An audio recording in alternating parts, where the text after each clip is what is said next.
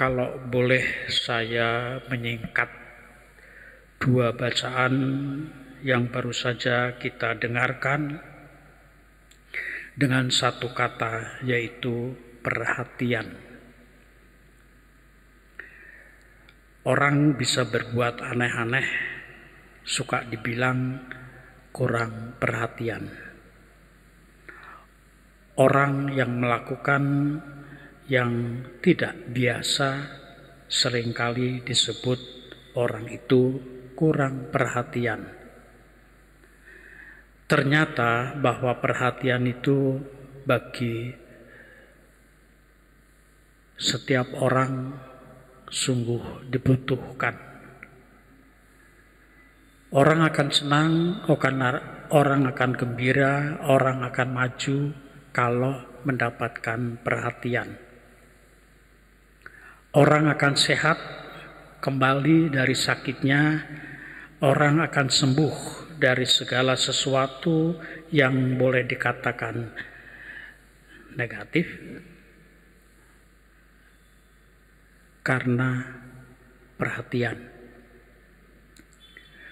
Perhatian yang sangat dibutuhkan oleh manusia itu dimulai sejak kecil. Kalau anak-anak mendapat perhatian dari orang tuanya, maka hidupnya aman, hidupnya tenang, dan dia dapat tumbuh dengan sehat. Karena dia tidak akan mencari perhatian di mana-mana selain di dalam keluarganya. Karena perhatian, orang bukan hanya bertumbuh di dalam secara fisik, tetapi secara psikologis, moral ataupun mental, secara psikologis juga bertumbuh dengan baik. Pertumbuhan itulah yang sangat dirasakan dan sangat berguna bagi manusia. Kalau kita mengajarkan kepada anak kecil, mengajarkan kedisiplinan, mengajarkan kesetiaan, mengajarkan tanggung jawab, dari kecil itu dengan mainan. Mainan yang diberikan kepada anak-anak tidak bisa hanya sekedar dibelikan mainan, tetapi pertama bahwa dia harus diajar untuk memilih. Diajak ke toko mainan memilih.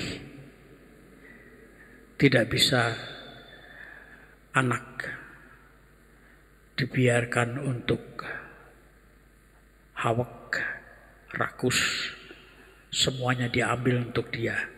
Tetapi diambil salah satu dan mulai dari situ dia pesan, kalau kamu sudah milih satu, yang lain ditinggalkan. Nah, itu belajar untuk memilih. Dan kalau sudah memilih, anak harus mau bertanggung jawab. Kalau setelah selesai main, dengan mainan itu harus disimpan baik. Bukan diserahkan kepada pembantu, tidak. Karena si anak merasa ini apa yang saya pilih, ini yang punya saya, maka saya harus bertanggung jawab untuk apa yang saya miliki.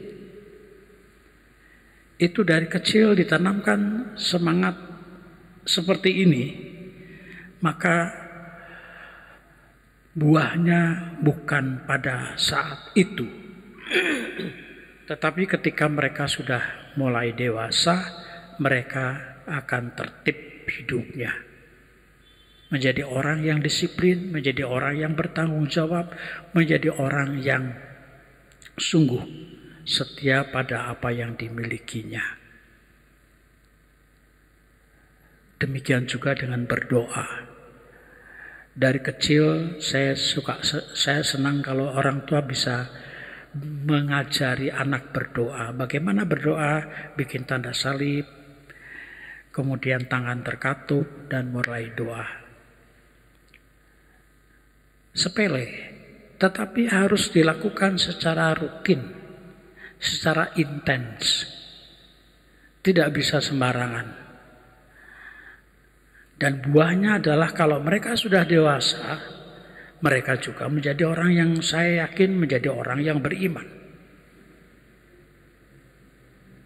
Berbeda dengan sebaliknya kalau orang tidak pernah mendapatkan perhatian, tidak pernah didampingi, tidak pernah dibimbing, maka hidupnya juga kacau.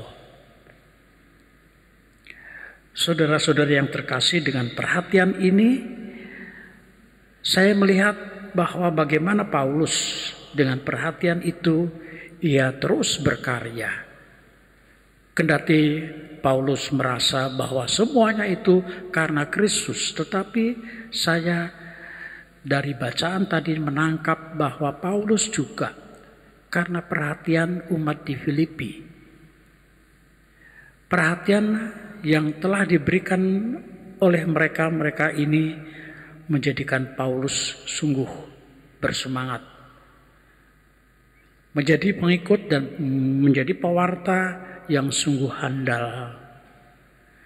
Dia bertanggung jawab dan sekaligus juga bahwa segala sesuatu ini merasa menjadi suatu milik Kristus yang harus dibanggakan di dalam hidupnya. Dan hal seperti itu juga akan berkembang yang dibagikan kepada umat beriman.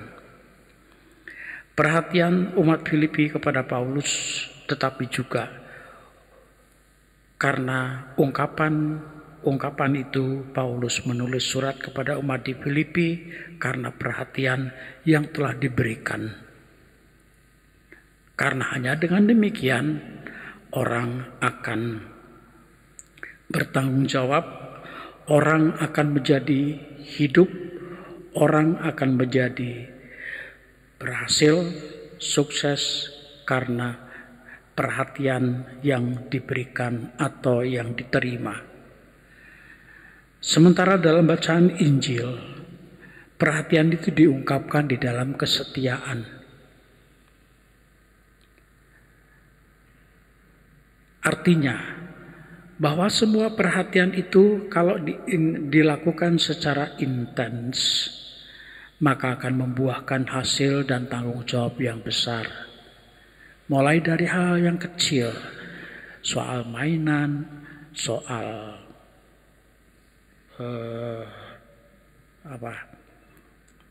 tanggung jawab yang kecil,